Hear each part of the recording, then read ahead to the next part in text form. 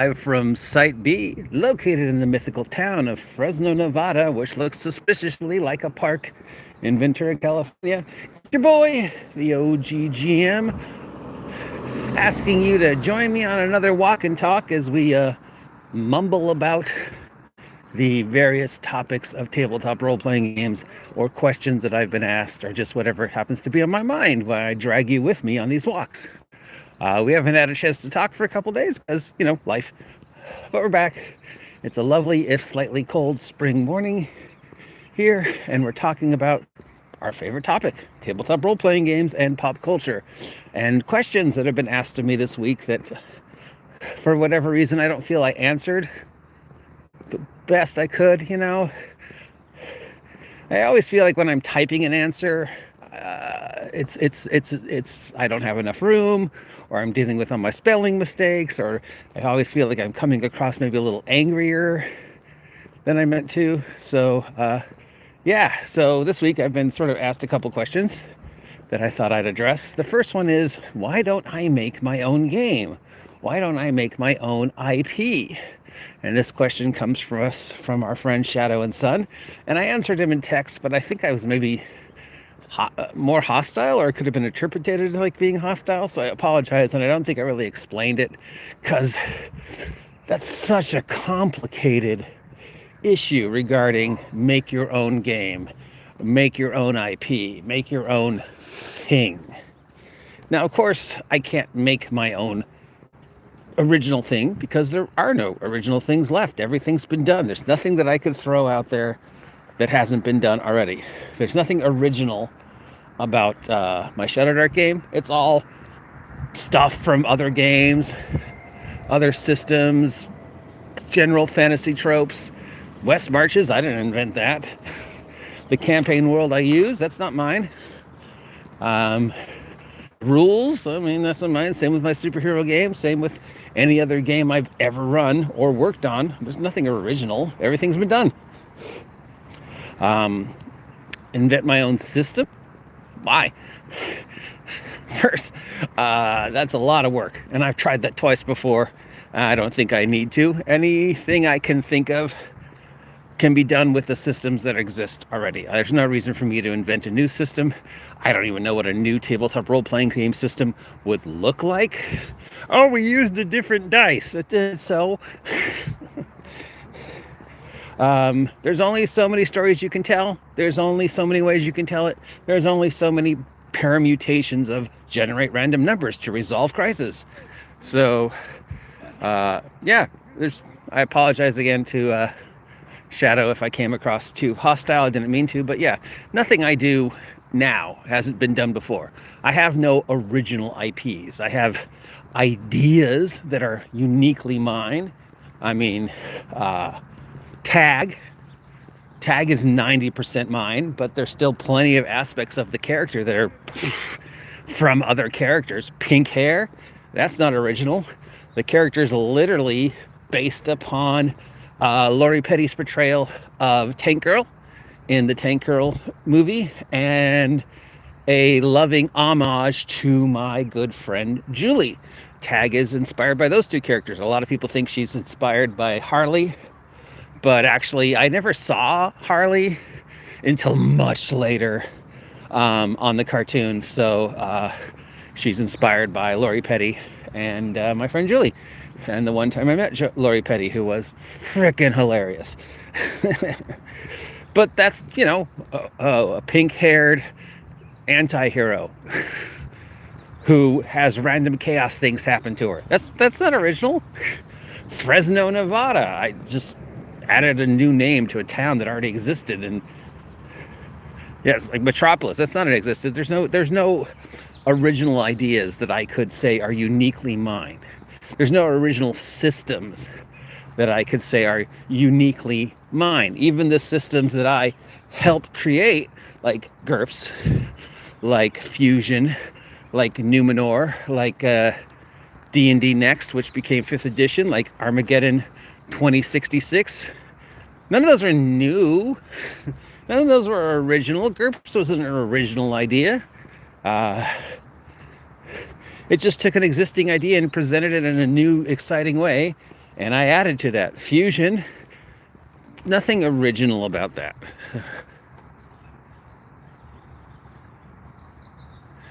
God bless you, man. Have a great day. Thank you. You have answered that significantly for me. I think you could create a system if you wanted to. I don't want to. What system could I create that hasn't been done?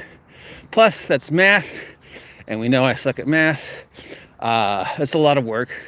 I create settings, and I write games for those settings. I mean, I wrote a superhero role-playing game for Shadowdark. There's nothing unique about Shadowdark. And all my ideas in my superhero role-playing game are based upon other ideas. I just geared them for a specific theme, a specific trope, and a specific hypothetical question, and based them on real life events. So I created a system, I created a campaign setting. You know, I can say I'm a game designer, much like Pundit is a game designer, even though he's far more successful than I am. Or Victor is a game designer, even though he's more successful than I am. But I've created settings, I've created ideas, I've created campaigns, I've created interpretations of tropes, you know. But create a system? What could I create that hasn't already been done? What's unique? Using a different dice? Using cards? I mean, the last original idea that I've seen for a game system was Dread. Let's use Jenga. But still, Dread is random situation to determine outcome. When will the tower fall? When will I roll the number on the dice I need to succeed? When will I pull the right card to succeed? It all breaks down to the very simple premise of something happens, I must do something to determine random outcome of something. Science! So yeah, I'm happy to work with other people on systems. If somebody wants to reach out to me and say, hey, I'm designing a game system, you know, Armageddon 2066, Fusion came from, hey, can we make a superhero role-playing game out of this system? Because, you know, that's the first question I ask of any new system or any new game. And that became Champions New Millennium, which I worked on, and became Fusion, and Fusion became a different system, and then whatever. As long as I got paid, I don't care. So, yeah, I appreciate that you think that I'm way more creative than I am. But I assure you, I have very few original ideas. I just have original takes on existing ideas. So I've created IPs, I've created settings, I've created games, but in terms of unique intellectual properties, I mean, yeah, no, maybe, no, I don't know if making up an imaginary town counts. I hold the copyright to the idea of Tag, but I can't copyright the name Tag, and I can't copyright the, you know, chaotic character with pink hair who engages in shenanigans that are vaguely criminal. I mean, that's, you know, Harley, that's Gwenpool, that's millions of other takes on that trope. Mine is a unique original take on the existing trope, but yeah, I mean, you know, that trope is based upon two individuals. So, I don't know. I appreciate again that Shadow reached out and asked me. I have designed a game. I've designed several games. I've worked on several games. I have a game that I'm going to be putting out that's the sequel to Vigilantes. I have another project that I've already started. If somebody wants to come to me and say, hey, let's work on this game together, I'm happy to. But yeah, I've got my games, I've got my systems, I've got my ideas. You know, maybe I'll never be as successful as Pundit, but at least I can say, hey, I did it. I sold, you know, I'm a copper bestseller. Well, bronze, I think now.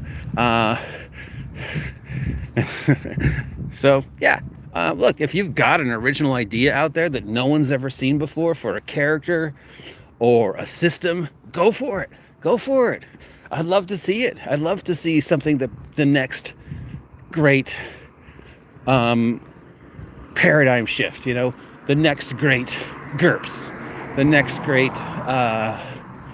World of Darkness, the next great Shadow Dark, the next system that's going to break the paradigm.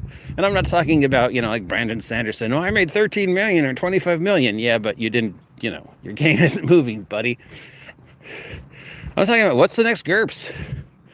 I'd love to see the next one that literally shatters the glass ceiling, that literally shatters the paradigm, that literally makes people stand up and go, wow, this is unique. This is different. Because at the time, even though GURPS was just dumbed down champions and upgraded the fantasy trip, it was unique and it broke the paradigm. People stopped playing and converted all their games to GURPS. Now, I'm pretty sure that's unique to me. That's my story and where I was in relation to GURPS. But I've had other people tell me completely different. Then I've had other people tell me that the same story, but for the Palladium system, where they discovered Palladium and everybody switched to Palladium. So, these things happen. And I'd love to see you make the next one. I'd love to say, hey, I knew that guy when he made a completely unique system. Why don't you make a completely unique system? Well, the math alone, dude. Yeah, I'm happy to do the research. I'm happy to design the world. I'm happy to write scenarios and NPCs. But when it comes to actual system math, I'll use another system that somebody's already made, because God, no. Who remembers the game that the OGGM made in 1997? Huh? Anyone? Yeah, but I'm proud of what that became. But anyways, okay, so that's the first question. The next question is, why doesn't X work as a gaming genre? Now, this is in response to Eclectic Goat and her question, why don't more people play mystery games? And, that can be applied to any niche within the niche. And there's a couple answers to that. Why don't more people play Old West? Why don't more people play superheroes? Why don't more people play space? Why don't more people play a Sherlock Holmes mystery style game? Why is fantasy the default? So answer number one is it's a niche within a niche, and people are more aware of fantasy. So Dungeons and Dragons style is the default.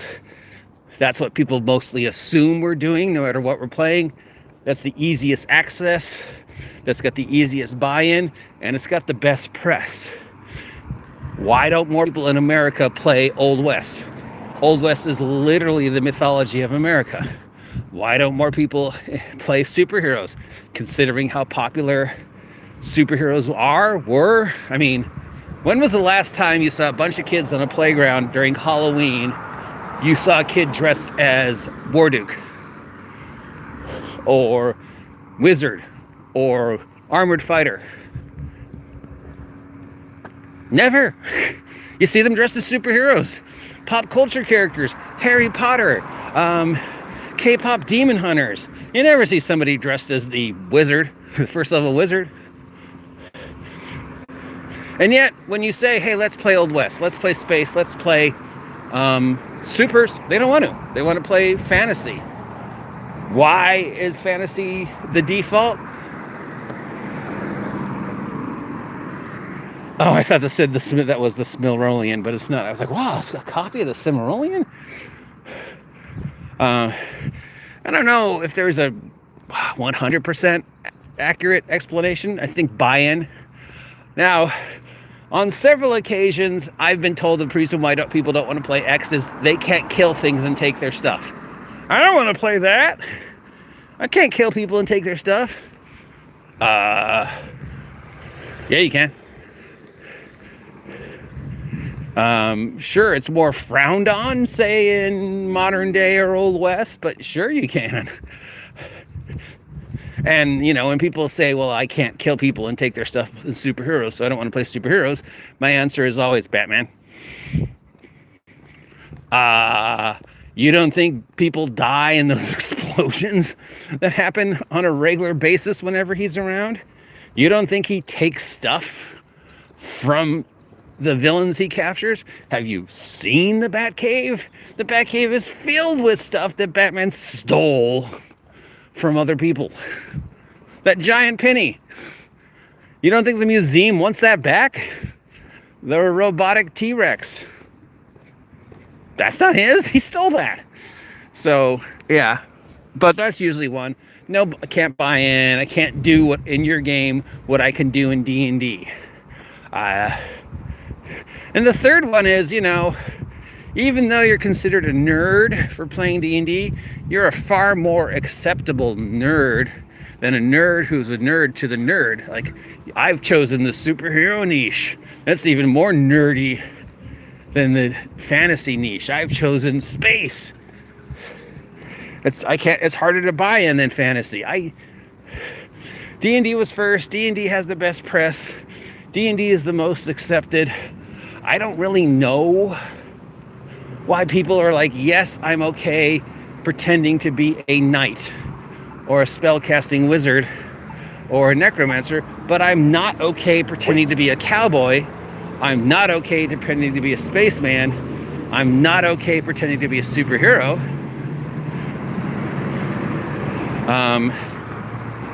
Yeah, that one I don't get. I can, like I said, I can guess, buy in.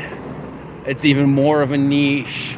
You can't do in that game what you can do in D&D. Wait. I don't want to learn a new system. I don't want to learn a new style. I don't want to be a superhero. I don't want to be a cowboy. I can't kill the NPCs. Or there's always my dinosaur excuse. Why don't more people admit that they like dinosaurs? Because let's face it, everybody loves dinosaurs. And the only reason people say they don't love dinosaurs is they don't want to be embarrassed. They don't want people to think they're dumb because you're 30 years old and you still love dinosaurs. Well, that's stupid. You don't love... Yeah, you're right.